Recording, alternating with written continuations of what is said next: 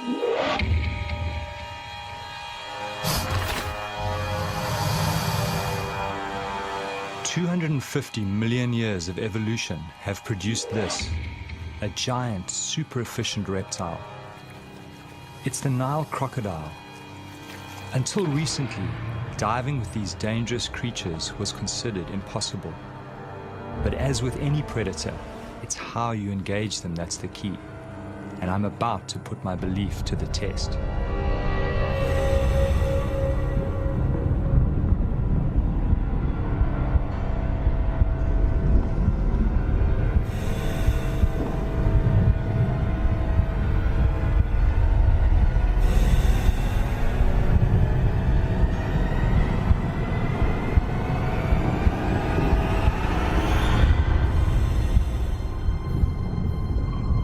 I've decided to take a calculated risk. I want to dive with feasting crocodiles. Can I approach them without being attacked? Will they see me as a fellow predator or as potential prey? Can I survive within their feeding hierarchy? I'm taking a big risk, and I think people understand that. And I don't think it would reflect poorly on a crocodile if it eats me. People expect that to happen.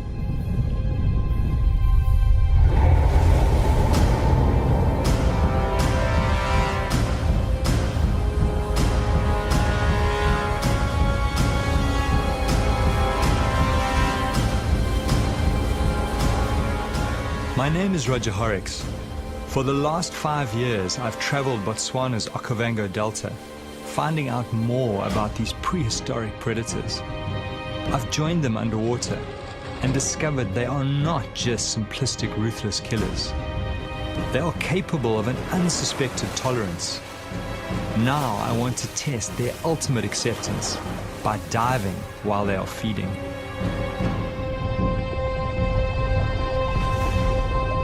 The idea of diving with feeding crocs first crept into my mind when I traveled from my African home to Costa Rica in Central America. I'd gone there to find Chito Graham, the extraordinary crocodile shaman of Limon. 23 years ago, Chito found a sick and dying crocodile that had been shot by farmers. Slowly he nurtured this animal back to health, taking many years to slowly gain the animal's trust. He showed me something I never thought possible with crocodiles. Chito is the only person in the world to get in the water and interact with the giant croc. He's even developed a game with the crocodile that mimics some of its instinctive killing techniques, like the death roll. When I saw this level of acceptance by this animal, this unexpected intelligence, I started to think that if I behaved in the right way, I too could have a chance of being accepted in the water.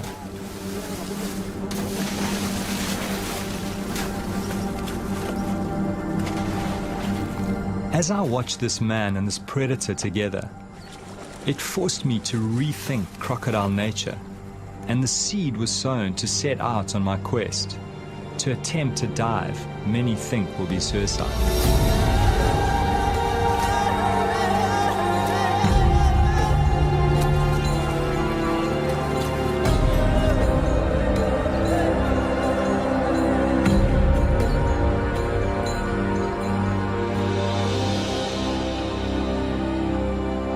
What particularly intrigued me was that somehow the croc can tell the difference between the food Chito gives him and Chito's hands.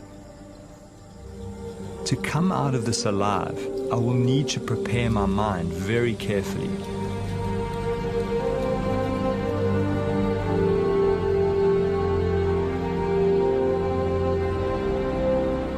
Chito has worked at putting fear behind him, and this crocodile's ability to pick up on his confidence just strengthened my desire to attempt to dive with feeding crocodiles.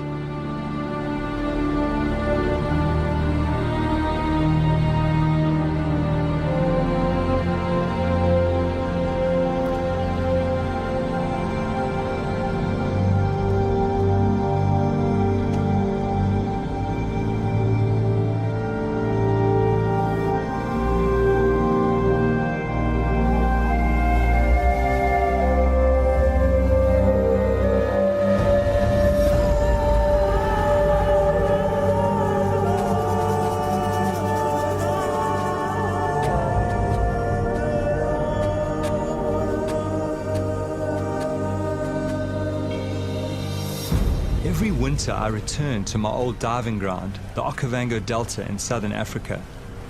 In the swamp live some of the biggest and most aggressive crocodiles in the world. It's June, when the great flood brings the clear water.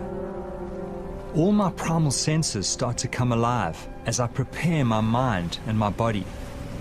Over and over, I'm at the feast, calm, unharmed.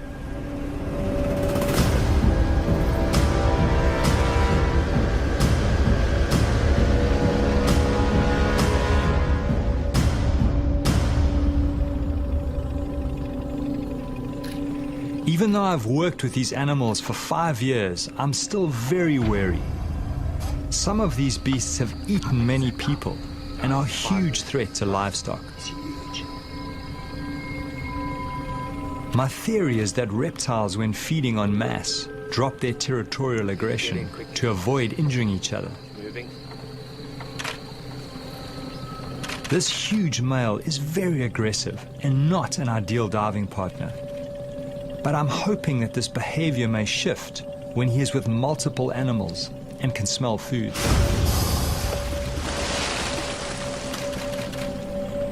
To really understand the dynamics and to see the way that these animals interact, you really need to go underwater, because that's really where it's all happening. Certainly up here in the Panhandle.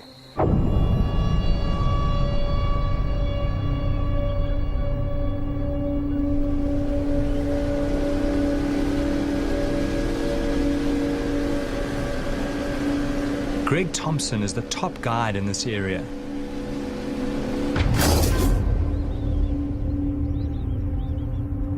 He has grown up with crocodiles, seen several animals and people being taken. I rely on his judgment to keep me alive, but this is new territory. Nobody has tried to dive with feeding crocodiles. How do you think those crocodiles, will respond given that, they probably have to defend that prey against other crocodiles who will pick up the scent? That, I think, is going to be one of the unknowns. To be honest, I'm not 100% certain how they're going to react with something that's threatening their food. Certainly with other predators, they're very, very defensive around their food, around their prey species, something that they've killed. And crocodiles might very well be the same. Certainly a big aggressive male, at this time of the year, if he has got a meal, if he is hungry, I do believe he is going to defend it and be aggressive to anything that comes into that area, something that he thinks might be stealing his food. As human beings, we've just, we've evolved together with crocodiles, and we've evolved as one of their prey species. Human beings tend to settle near water. They need water for drinking, for washing, for all their sort of daily activities. So you're always going to have people close to their environment. He sees people as something that he can eat.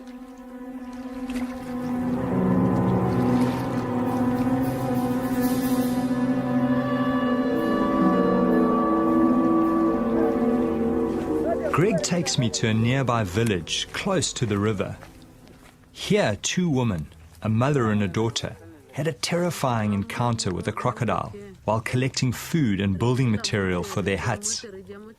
Resi Sashuma lost both her arms. She has a young child to look after. Mother and daughter now live by weaving baskets with only one arm between them, somehow surviving against impossible odds. The croc that attacked them was only about 2 meters long, but very powerful.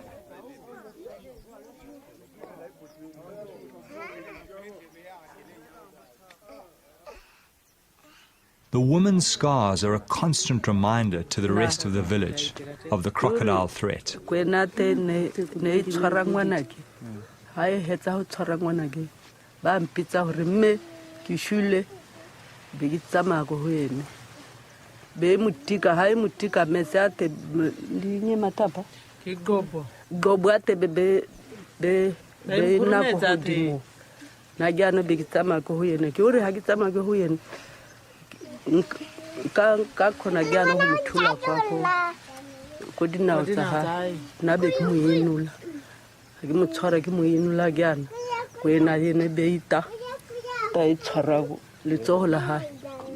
Their horrific story haunts me. Despite their loss, they have no wish to kill the crocodile. Somehow they accept this tragedy as part of living here. I wonder if only certain crocodiles attack people. I know that some crocodiles are more aggressive than others. Their personalities differ quite considerably. But there was only one way to find out. I go in search of the crocodile that attacked the woman.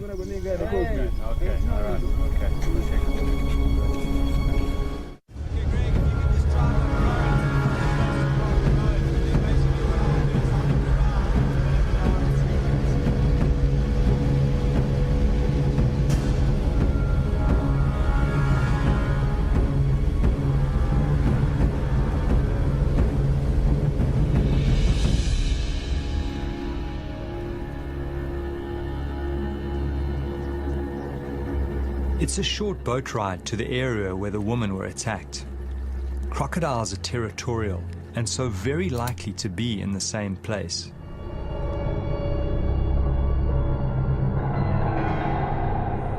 As I kit up, I have this strange feeling going in the water with this crocodile. I feel so sorry for the woman, and yet no ill feeling towards this animal, which was just responding to the splashes and noises of its prey. 85 million years of instinct. I always get underwater as quickly as possible and make minimal splashes on the surface. Fish are the main diet of crocodiles. They hunt them by letting them come close and grab them in a flash of speed. They hunt mostly at night in pitch darkness, using a sensory system that picks up vibration. That's why I move very slowly in the water, very deliberately. I need to move like a big crocodile.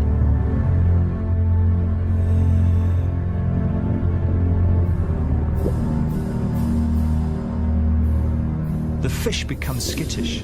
I sense a big predator close by. Knowing this is potentially a man-eater puts me on high alert. It disappears quickly under the papyrus into the maze of underwater tunnels.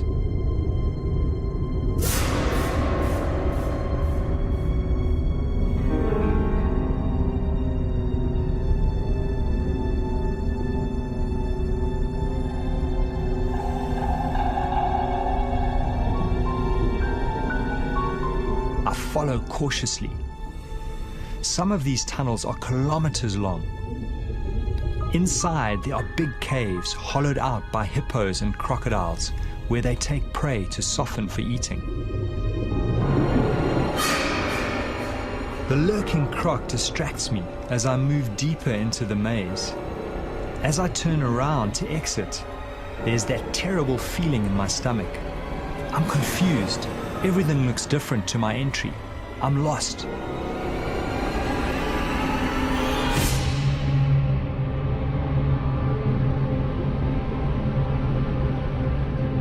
It doesn't help my anxiety to find the remains of one of the crocodile's last meals.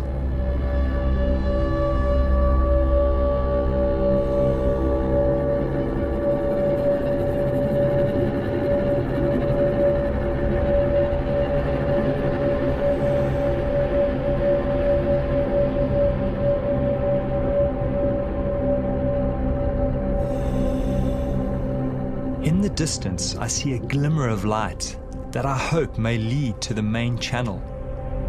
I follow my instinct.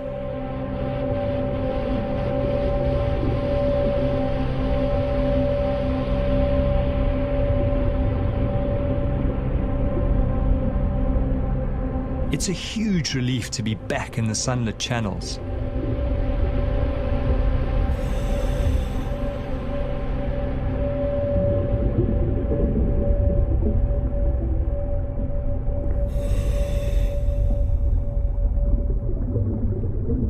I make my way slowly back to the boat. Suddenly, I glimpse a familiar texture amongst the river cabbage.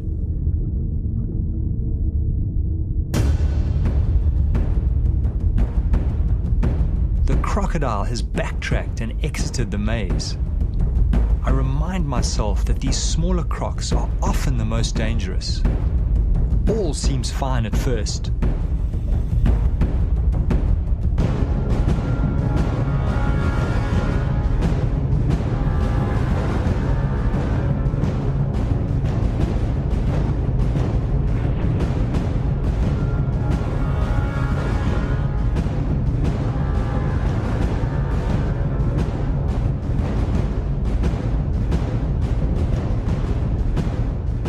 Suddenly, the croc turns on me, ready to attack. Then he goes straight for me.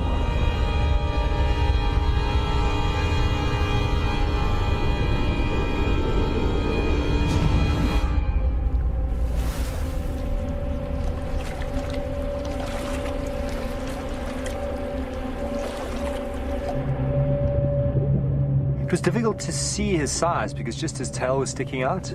So I got a couple of shots of the tail and then obviously got too close to him. And he suddenly moved out and started sort of slowly swimming down current. So I swam after him and he went faster and faster and faster. And I would say he was about a 9-foot croc, pretty much my size, maybe just a little bit bigger. Beautiful, beautiful markings and beautiful animal. As we tracked down the main channel together, suddenly he got to a point where he actually faced off. He turned around on the bottom, kind of faced me sideways, and then all of a sudden he came kind of straight for me and passed me on the left.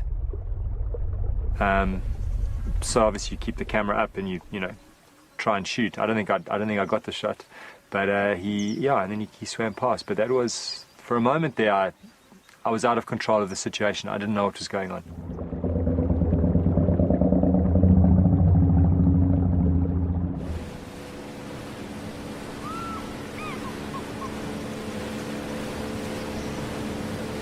Traveling back past the village, we get word that a cow has been taken by a big crocodile and has been seen dragging it downriver. For the villagers, this is bad news. Cattle are their currency, their symbol of wealth. But for me, this may present the chance I've been waiting for. With the smell of the fresh carcass, a huge scent trail is moving downriver, calling all the crocodiles to focus on this one large food source. I worry that they may drag it underwater and I'll never see it again.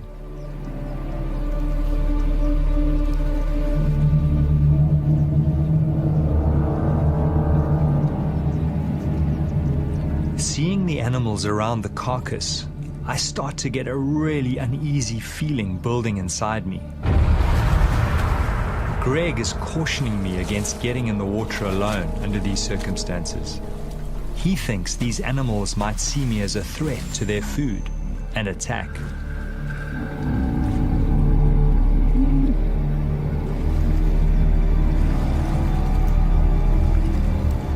Looking at these feeding crocs, I watch carefully for their aggression towards each other, imagining myself amongst them. They seem to be very accepting of each other, but how will they react to me?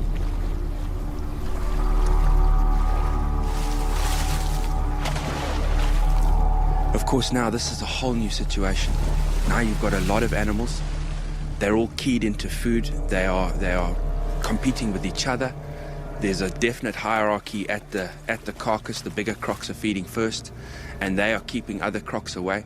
So if a diver comes along and he's bobbing along the surface, if he appears to be part of that carcass, they're going to go for them.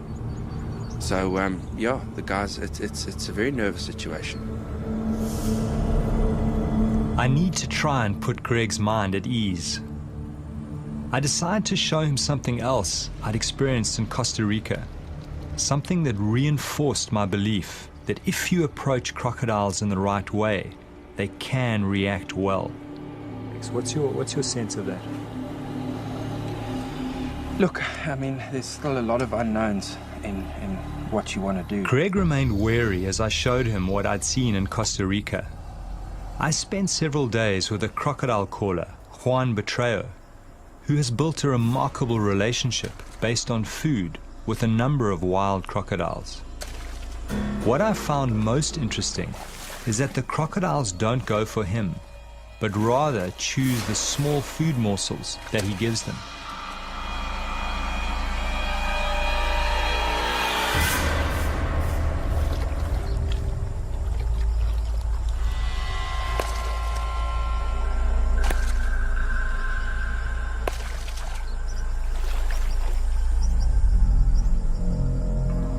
It's somewhat of a mystery why they don't take him, but this was what gave me hope for diving with the feeding crocodiles.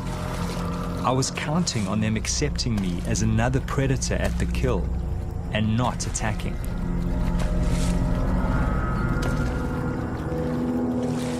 The crocodile calling art took Juan several years to develop. He slowly built the trust of the animals, drawing them closer and closer to his body. He was badly savage during this process, but somehow managed to survive and continue. Juan has even taken his relationship further, and the crocs allow him to touch them. He shows a side to crocodiles very few know. People think I'm crazy sometimes, but it's these small things that give me confidence as I plot the feast in my head.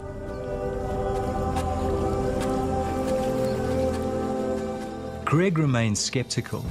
He feels the situation is quite different, as he knows African crocodiles to be more aggressive than their American cousins. I'm hearing Greg's worries. I'm sensing I need someone in the water to watch my back. There is only one person who comes to mind, an old shark diving buddy. His name is Walter Bernardus, and he's always wanted to dive with crocodiles. It's Walter. Ah, fantastic. Let's get back to us. Walter, can you hear me? How are you doing? Oh, excellent. Listen, we've got a great situation here. These crocs have taken a cow and they've stashed it up one of the side channels, and I think it's going to be an excellent opportunity. I really need you to get up here quickly, and I think bring a medic as well, because I don't know how these crocs are going to behave with food in the water. Okay, great. Now, listen, Greg will pick you up in mine. Okay. All right, Walter. See you soon. Great. Thanks, Greg. So he's coming.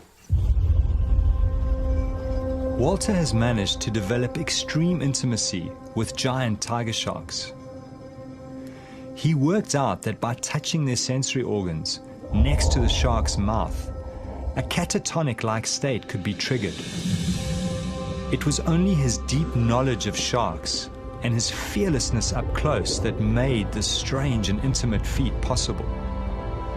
I wondered how Walter would react to the crocodiles.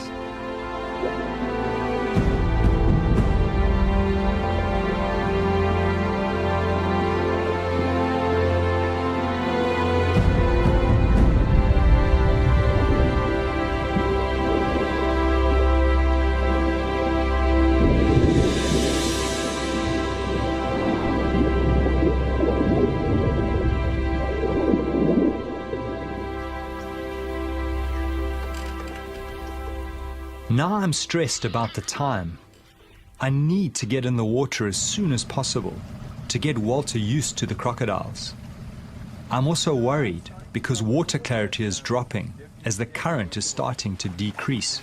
Welcome, man. Good to see you. Good to see you too. Come aboard, man. Fantastic.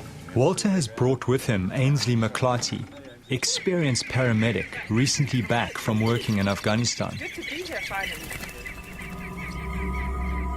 Now there's no turning back. The fear starts mounting as we speak of what we face. The water pulls me, and at the same time, its depths haunt me.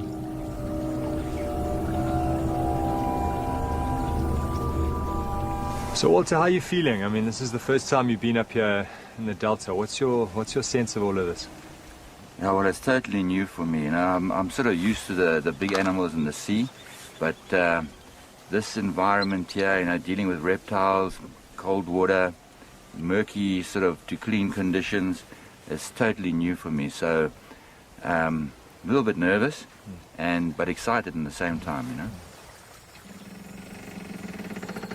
When I was first contacted, they told me that they needed a nurse, you know, someone with paramedic experience, with Africa outdoor experience. And I said to them, they don't need a nurse.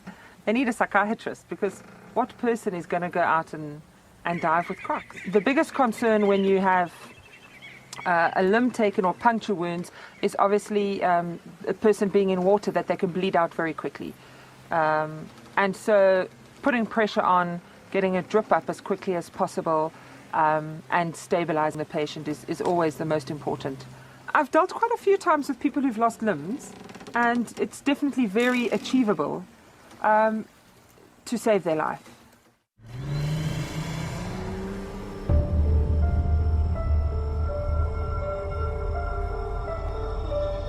We probably have a 24-hour window to realize our quest. Once the carcass is finished, the crocodiles will disperse. We have to find the carcass and try to dive late this afternoon or tonight, even though it increases the risk factor. This might be our only chance. This is what I love most. This is my world. Fear is something I've learned to control and understand. The dark is part of our deep evolutionary past, because for thousands of years, big predators hunted our ancestors at night. You know, it's hard to explain why we do it. Why do we do it? We do it for the excitement, we do it for the challenge. And I realize that what we're doing shatters the perception that people have of these animals.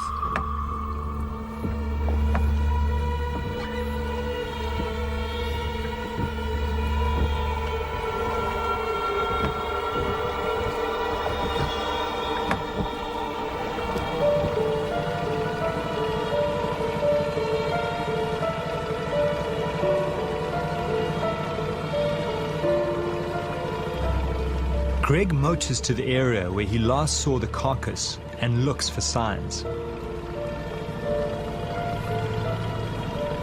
Now the adrenaline is surging through me. The swamp, the reeds, the tiny insects, every sound, all hyper-real. Greg, how many of them are there? Suddenly we spot a large number of glowing eyes and plenty of crocodiles near the surface. Greg is sure the carcass is nearby. The crocs seem not too fearful of the boat at night.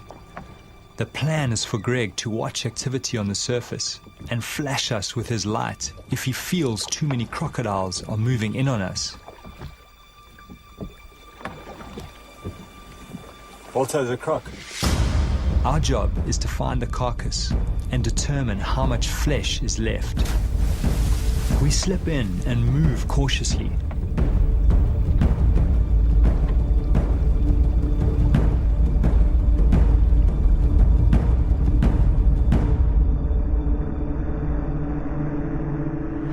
The crocodiles are patrolling the surface.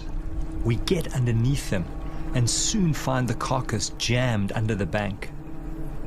Walter finds part of a crocodile's tooth broken off in the carcass bone. I was relieved to find some meat still on the carcass.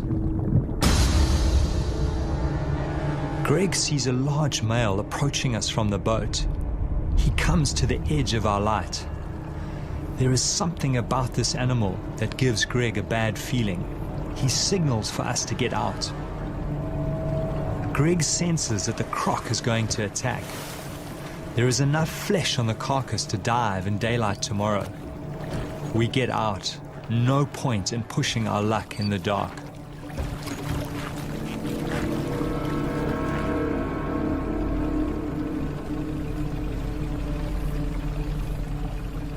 How's that tooth in that femur? Actually brought it up with me, eh?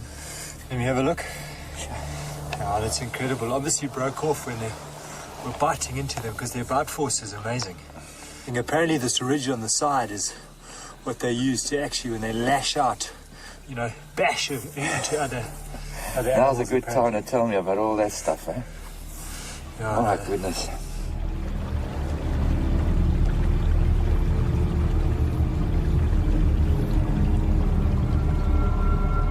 Early next morning, the whole team prepare themselves for what lies ahead It's our last chance before the crocodiles finish off the carcass and disperse. Well, I really am feeling that same that tension, and it's a, we are going into an unknown territory, and what is a bit nerve-wracking for me is just the number of animals. I'm anxious on the inside. I'm concerned about these guys diving and what's going to happen. How many crocs are there going to be? How are they going to respond to being interrupted while they're eating? Are they going to be functioning in a pecking order and see the divers as a threat? I mean, who knows? So, yeah, this is crunch time, and I'll be far more comfortable when it's over.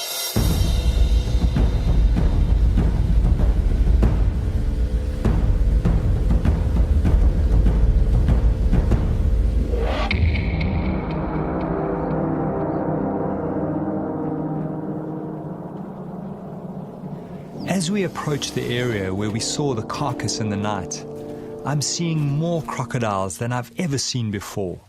Trying to heat their bodies, they need heat for the energy to feast.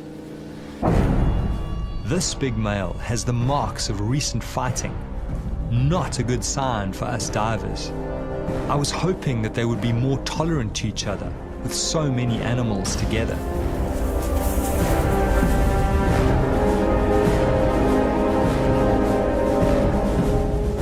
Greg spots them. I count at least 20 animals near the carcass.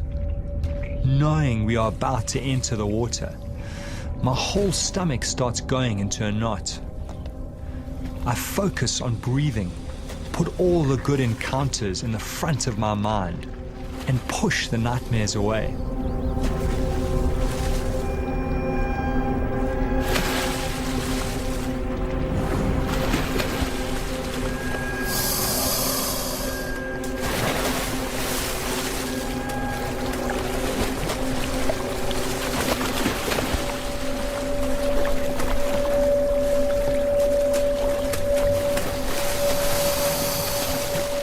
It's incredibly lucky to find it.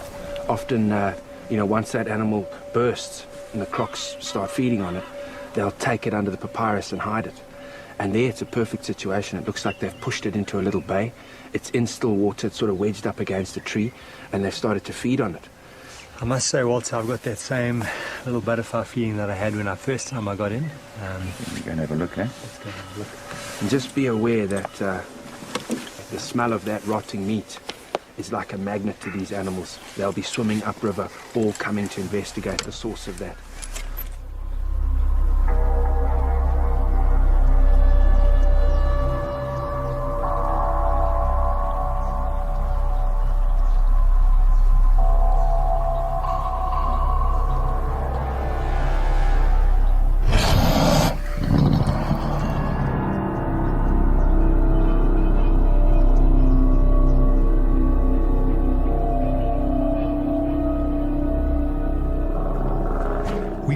Into the water, some distance from the carcass. Crocodiles don't like boats in the day. Just be careful, eh? As we enter, I'm startled by a crocodile right under the boat. I control my fear as I try to see where it's gone. The visibility is so bad, I can only see 4 meters, less than the length of some of these crocodiles. To make matters worse, the current is exceptionally strong. Should we abandon the dive? These conditions are frightening. I push my fear aside and move towards the carcass. Crocs seem to be everywhere, following the smell of the meat.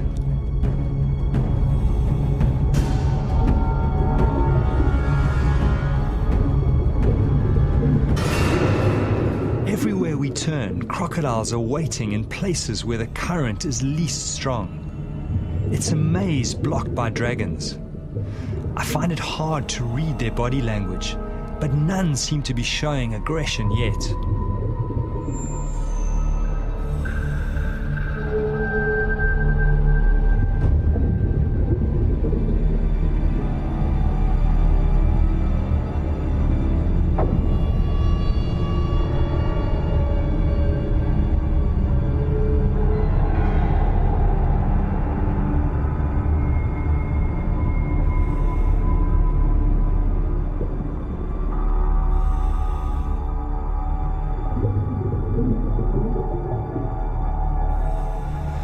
We will have to go around. There are just too many here.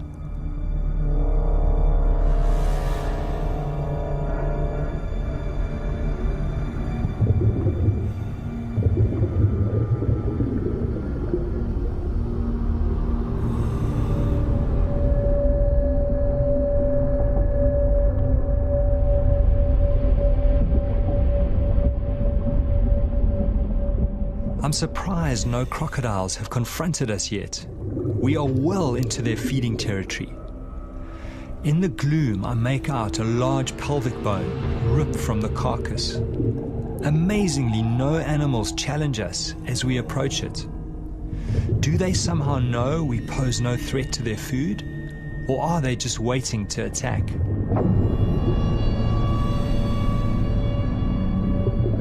A lot of the meat has been shredded and the animal has been gutted.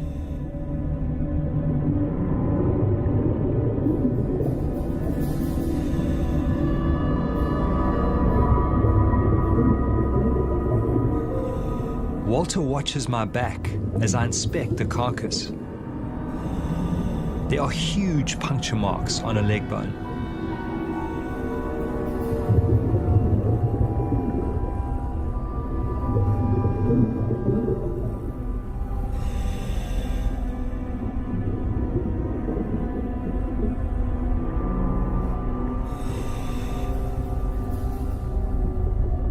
As Walter swims to the side, he sees a huge animal within a few feet of the carcass, watching us, waiting, assessing. The biggest challenge lies ahead. It's time to get back to the boat through the mounting circle of crocodiles, and somehow we have to appear confident, give no sense of being prey. Walter is telling me his plan to swim underneath as soon as the next crocodile goes up for a breath.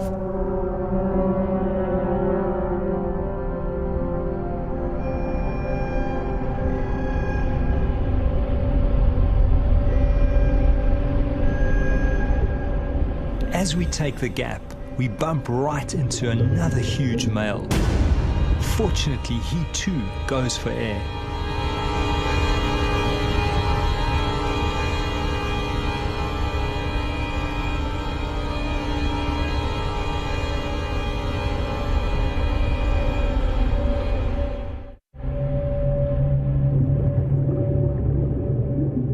As we swim through the maze of crocodiles, the strangest thing happens. We bump right up against another big animal. Unlike the others, he does not move. This animal is completely aware of our presence, but somehow accepting. Walter's unusual sense with big predators kicks in.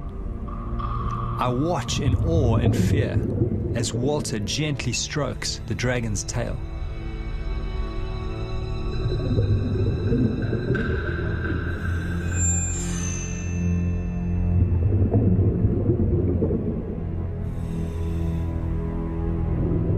Then something happens that I could never have imagined. I watch in disbelief as Walter begins to ride the crocodile across the river in the direction of the boat. Even though the crocodile is slowed by Walter's heavy weight, it does not shake him off or attack. It feels like I'm watching some strange fairy tale as Walter rides the crocodile some 50 meters across the river. I have no explanation for why a predator allows such intimate behavior.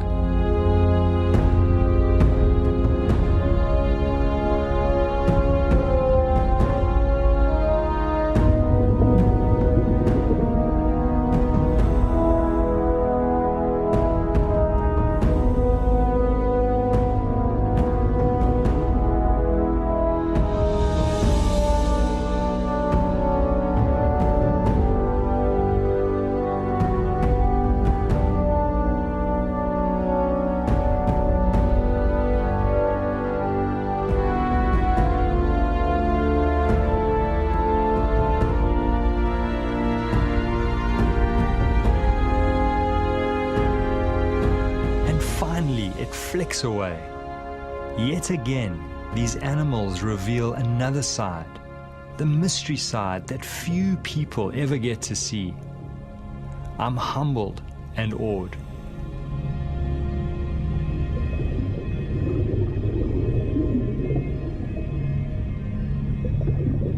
Yeah, you get a feeling with some animals, you know, they will let you interact with them, let you touch them, others won't. This particular one, obviously, I didn't know what it was going to do when I first touched it. I didn't know if it was going to turn around and try and bite, or when I held on properly, if it was going to have an adverse reaction, but it didn't seem to mind at all. It just plodded on. I just put it into low range and it just went into that current. Yeah, strong. And it was fantastic, man. I think you got away lightly, to be honest. I mean, I've caught small crocs and other reptiles like snakes, pythons, where I've grabbed them by the tail and had them whip around and try and bite the disturbance behind them. So that's always what I've thought. If you do that, if you try and grab a croc by its tail, it could very well swing around and bite you. So I'd be very cautious if you, in future, I wouldn't try that too often.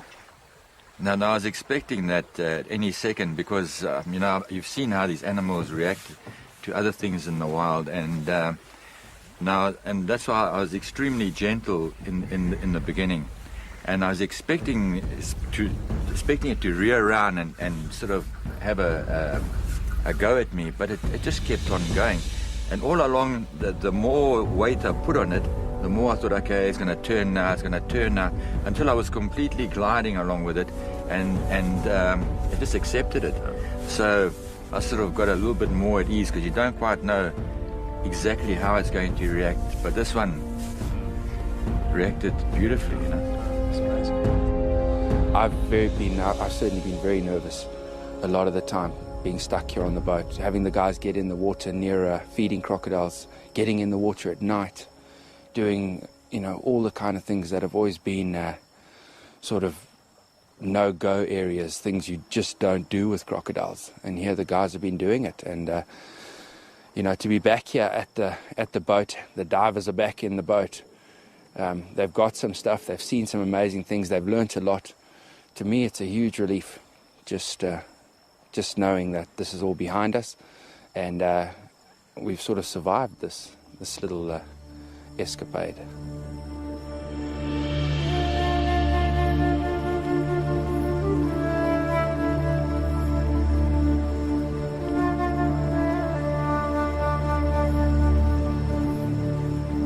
You got to accept it that coming out of the experience, you're not going to be the same as you went in. Something shifted, but it's certainly I'm not the same person when I go home in a day's time. Well, I think when we first started diving with these animals, you know, the whole thing was, would they eat us or not? And having kind of broken through that barrier, as it were, that's just broadened my whole perception of how intelligent these animals actually are.